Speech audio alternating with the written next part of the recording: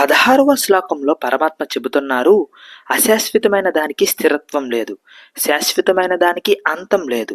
తత్వజ్ఞానులు ఈ విషయాన్ని నిర్ధారించి ఉన్నారు. దీనిని డీకోడింగ్ చేద్దాం. ఇక్కడ భగవంతుడు ఆత్మ మాయ కోసం మాట్లాడదాం. ఫస్ట్ భగవంతుడు నిత్య శాశ్వతుడు, అంటే ఆయన సత్, ఎల్లప్పుడూ ఉంటారు. అందుకే వేదాల్లో ఆయనకు ఒక పేరు ఉంది, సచ్చిత్ ఆనంద స్వరూపం, అంటే శాశ్వతమైన జ్ఞానస్వరూప ఆనంద సింధూరం.